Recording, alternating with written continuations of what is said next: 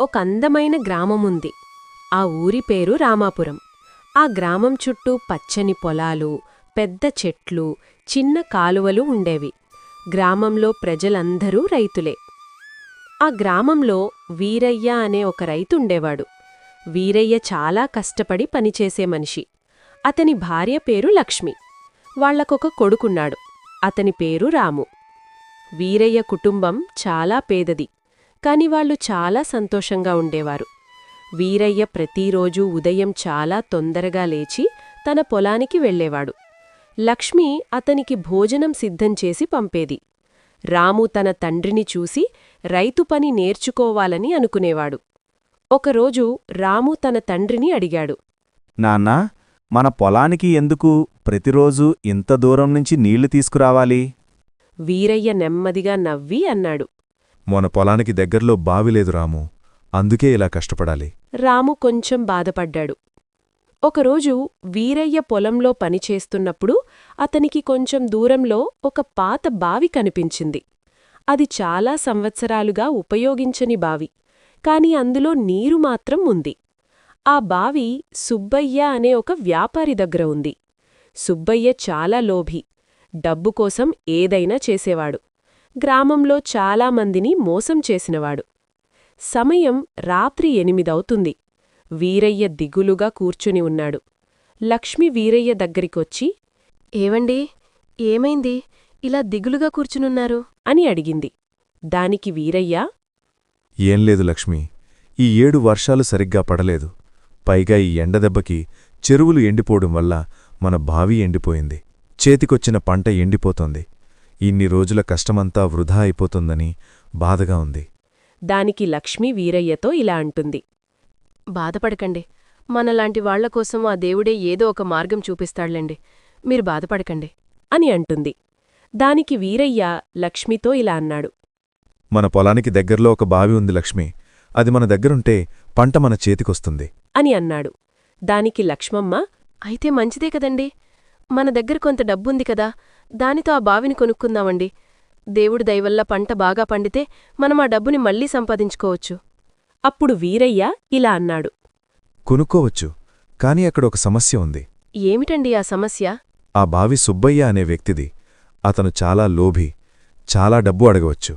అప్పుడు రాము వీరయ్యతో ఇలా అన్నాడు. నాన్నా, మనం ప్రయత్నం చేసి చూద్దాం. వీరయ్య కొద్దిసేపు ఆలోచించాడు. ఏమిటండి ఇంకా ఆలోచిస్తున్నారు, రేపొకసారి వెళ్ళి అడిగి చూడండి. చివరికి సుబ్బయ్య దగ్గరకు వెళ్లాలని నిర్ణయించుకున్నాడు. తరువాతి రోజు వీరయ్య సుబ్బయ్య దగ్గరకు వెళ్లాడు. సుబ్బయ్య గారు, మీ బావి నాకమ్ముతారా? అప్పుడు సుబ్బయ్యకు ఒక చెడు ఆలోచన వస్తుంది. కాసేపు ఆలోచించి ఇలా అన్నాడు. సరే వీరయ్యా, నేను బావిని అమ్ముతాను, కాని నువ్వు నాకు 100 బంగారు నాణేలు ఇవ్వాలి అని అన్నాడు. వీరయ్యకు అది చాలా పెద్ద మొత్తం. 100 నాణేలా? ఆ బావి చాలా రోజులుగా అలాగే ఉంది. దాన్ని ఎవ్వరూ ఉపయోగించడం లేదు. మీరు మరీ ఎక్కువగా చెప్తున్నారు సుబ్బయ్య గారు. చూడు వీరయ్య, అవసరం నీది, ఇష్టముంటే కొనుక్కోవచ్చు లేదా లేదు అని అన్నాడు. కాని వీరయ్యకు ఇది తప్ప వేరే మార్గం లేదు.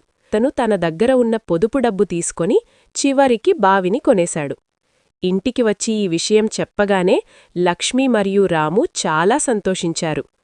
తరువాతి రోజు వీరయ్య బావి దగ్గరకు వెళ్లి నీళ్లు తీసుకోవడానికి ప్రయత్నించాడు.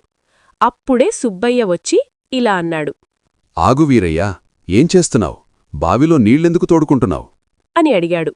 దానికి వీరయ్య అయోమయంగా, అదేంటండి, నిన్ననే కదా నేను మీ దగ్గర ఈ బావిని 100 నాణేలకు కొన్నాను. నువ్వు బావిని మాత్రమే కొనుగోలు చేశావు, బావిలోని నీరు మాత్రం నాదే. వీరయ్య ఆశ్చర్యపోయాడు.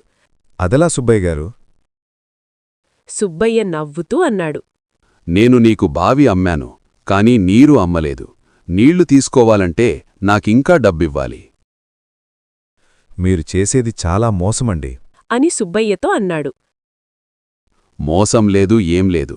నువ్వు గనుక నా అనుమతి లేకుండా ఈ బావిలోని నీళ్లు వాడుకుంటే నిన్ను పంచాయతీకి ఈడ్చి అక్రమంగా నా నీళ్లు వాడుకున్నావని నీ పొలం జప్తు చెయ్యాల్సి వస్తుంది అని అంటాడు. దానికి వీరయ్య ఏమీ చెయ్యలేక బాధగా అక్కడినుంచి ఇంటికి వెళ్తాడు. సాయంత్రం ఇంటికి వచ్చి వీరయ్య ఈ విషయం తన భార్య లక్ష్మమ్మకు చెప్పాడు. లక్ష్మి కొద్దిసేపు ఆలోచించింది. ఇది నిజంగా అన్యాయమండి. కాని మనమిప్పుడు కోపంతో కాదు, తెలివితో సమస్యని పరిష్కరించాలి. నాన్నా, మనం రేపు గ్రామ పెద్దల దగ్గరికి వెళ్ళి జరిగిన మోసాన్ని వివరిస్తే వాళ్లే ఏదో ఒక ఉపాయం చెప్తారు. వీరయ్య కూడా అదే నిర్ణయం తీసుకున్నాడు. తరువాతి రోజు గ్రామంలోని పెద్ద చెట్టు కింద గ్రామసభ జరిగింది. గ్రామ పెద్దలు, గ్రామస్థులు అందరూ అక్కడికి వచ్చారు. ఒక పెద్ద మనిషి సుబ్బయ్యను అడుగుతాడు. సుబ్బయ్య, నువ్వు వీరయ్యకు బావిని అమ్మివేసి బావిలో నీళ్లను తీసుకోవద్దనంటున్నావంట, నిజమేనా? అని అడిగారు. దానికి సుబ్బయ్య తన వాదనను ఇలా చెప్పాడు. అవునండి, నేను బావిని మాత్రమే అమ్మాను. కాని బావిలో ఉన్న నీరు నా దగ్గరే ఉంటుంది. నీరు కూడా కావాలంటే నాకింకా డబ్బులివ్వాల్సి వస్తుంది అని అంటాడు. ఈ మాటలు విన్న పెద్దలతో పాటు ఊరి జనం కూడా ఆశ్చర్యపోతారు. అప్పుడు వీరయ్య లేచి ఇలా అన్నాడు. సరే సుబ్బయ్య గారు, బావి నాది, నీరు మీది కదా? అవును. అప్పుడు వీరయ్య తెలివిగా ఇలా అన్నాడు. అయితే మీ నీటిని నా బావిలో ఎందుకుంచారు? మీరు వెంటనే మీ నీటిని నా బావినుంచి తీసుకెళ్ళాలి. లేకపోతే మీరు నా బావిని ఉపయోగిస్తున్నందుకు నాకు అద్దెవ్వాలి. అక్కడ ఉన్నవాళ్లందరూ నవ్వేశారు. అప్పుడు గ్రామ పెద్దలు సుబ్బయ్యతో ఇలా అన్నారు. చూడు సుబ్బయ్య, వీరయ్య చెప్పింది నిజం.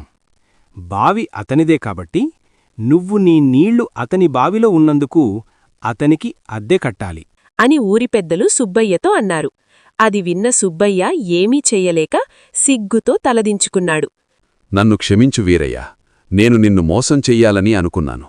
ఈ రోజునుంచి బావితో పాటు అందులో ఉన్న నీళ్లు కూడా నీదే అని ఊరిజనం ముందు తన తప్పు ఒప్పుకుని బావిని వీరయ్యకు అప్పగించేశాడు.